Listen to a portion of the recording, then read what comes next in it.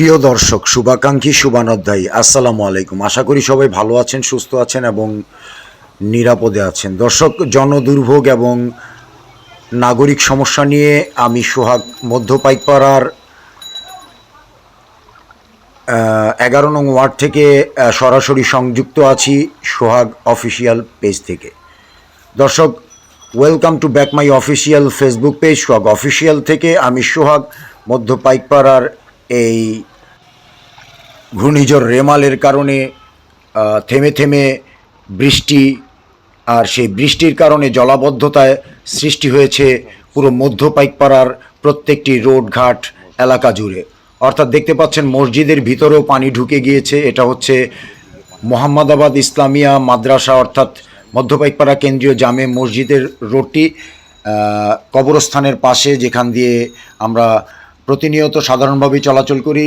দেখতে পাচ্ছেন এটা হচ্ছে আরেকটু সামনে গেলেই ইশাখা রোড, তারপরে আপনার হচ্ছে সাথী ফার্মেসির রোড এবং ছাপাখানার রোড হয়ে চলে গিয়েছে আনসার ক্যাম্পের মোড় পর্যন্ত। দর্শক, দেখতে পাচ্ছেন এটা হচ্ছে কসাই শামীমের দোকানের সামনে, যেখানে প্রচুর পানি জমেছে। এখানে কখনোই আমি এত পানি জমতে দেখিনি। শুধু ঘূর্ণিঝড় রেমালের কারণে নয়, প্রায়ই সাধারণ বৃষ্টিতে, মুষলধারে বৃষ্টির কারণেই এই মধ্য পাইকপাড়া 11 নং ওয়ার্ডে এভাবেই পানি জমে যায়। গত 20টি বছর যাবৎ এমপি আসলামুল হক আসলাম, বীর মুক্তিযোদ্ধা আগা খান মিন্টু, বর্তমানে আমাদের মাইনুল হাসান খান নিখিল ভাই, কিন্তু আমরা এর কোনো প্রতিকার না পাই। আজও সেই রোডগুলো, সেই জলাবদ্ধতা, সেই পয়ঃ নিষ্কাশন একই অবস্থাতেই বিদ্যমান। দর্শক, এটা হচ্ছে ইশাখা রোড। দেখতে পাচ্ছেন ইশাখা রোড পুরো ডুবে গিয়েছে হাঁটু কোমর পর্যন্ত পানিতে। দর্শক, এটা হচ্ছে মধ্য পাইকপাড়া বউবাজারের গলি। এই গলিটি চলে গিয়েছে আপনার মধ্য পাইকপাড়া সেই সায়েন্স ল্যাবরেটরির কোয়ার্টার হয়ে মুড়ির ফ্যাক্টরি পর্যন্ত। দর্শক, নতুন নতুন কাউন্সিলর আসে এবং তার রাজত্ব, শাসন কিংবা তার নিয়মকানুন চালু করতে থাকে, কিন্তু কখনো দেখিনি এই রোডের জলাবদ্ধতা কিংবা নিষ্কাশন নিয়ে কেউ কাজ করেছে।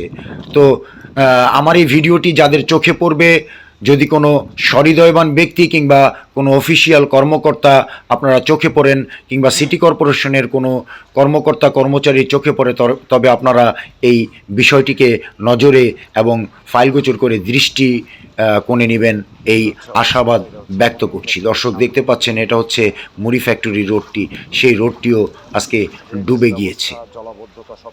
দর্শক, এখনও যারা আমার চ্যানেলটিকে সাবস্ক্রাইব করেননি, আশা করছি ফলো দিয়ে পাশে থাকবেন। সেই সাথে লাইক, কমেন্ট, শেয়ার করতে অবশ্যই ভুলবেন না। দর্শক, আপনারা যে যেখানেই বসে ভিডিওটি দেখছেন, ঘূর্ণিঝড় রেমালের প্রভাবে যে বৃষ্টি শুরু হয়েছে, সবাই আশা করছি নিরাপদে থাকবেন এবং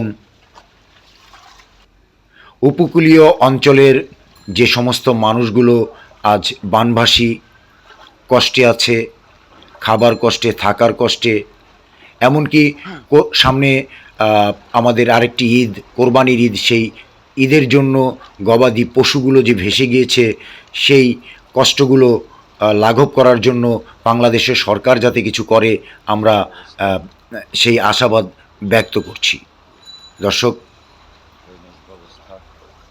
মধ্য পাইকপাড়ার এই নিম্নাঞ্চলটি কবে নাগাদ এর সমাধান আমরা পেতে পারি, আমরা নিজেরাও জানি না।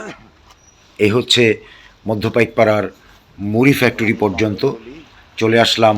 মধ্য পাইকপাড়ার আপনার পানির পাম্পের গলিতে দেখেন, পানির পাম্পের গলিতে এত পানি আমি কখনো দেখিনি।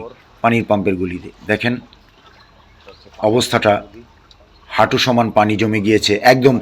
এই মধ্য পাইকপাড়া পানির পাম্পের গলির পানিতে শুরু করে একদম চলে গিয়েছে আপনার মসজিদ পর্যন্ত। মসজিদের ভিতরেও পানি ঢুকে গিয়েছে। মসজিদের ভিতরে অজুখানার ভিতর এবং মাদ্রাসার মাঠগুলো পানিতে টইটুম্বুর হয়ে আছে।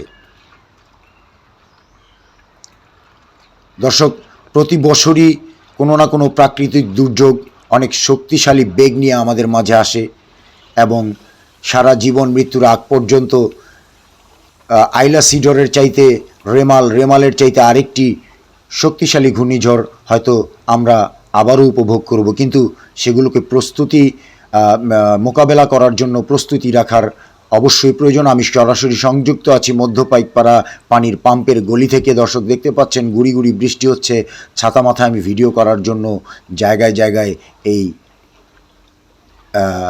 ভিডিওগুলো করছিলাম।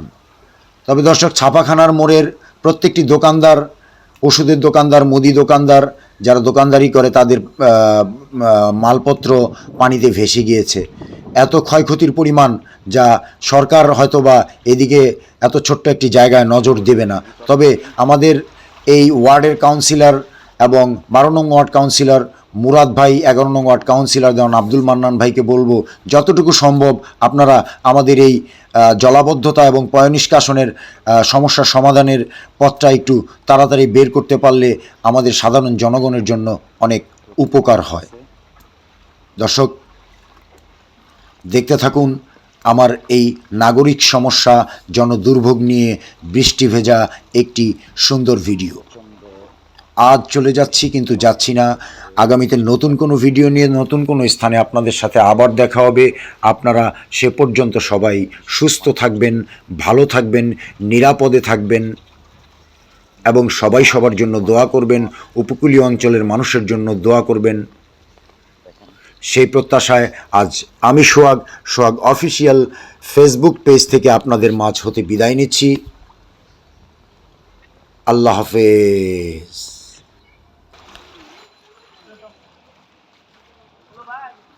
সুপ্রিয় দর্শক, সোহাগ অফিসিয়াল ফেসবুক পেজের লাইভ থেকে আপনাদের স্বাগতম।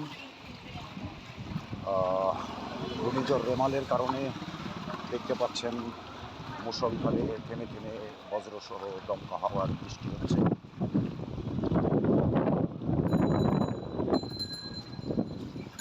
আমি যে রোডটিতে দাঁড়িয়ে আছি সেটা হচ্ছে আপনার কল্যাণপুর রোড। সেই রোডটিও ডুবে গিয়েছে। তাজল্যান্ড, কল্যাণপুর, মুষলধারে বৃষ্টির কারণে।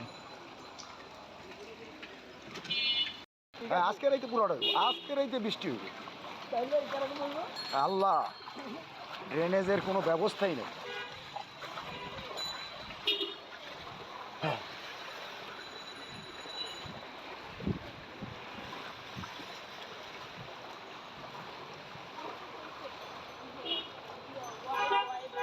ইয়া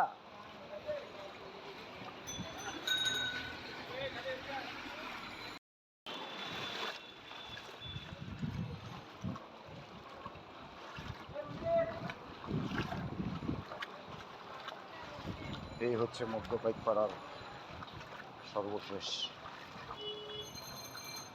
ড্রেনেজের পরিস্থিতি।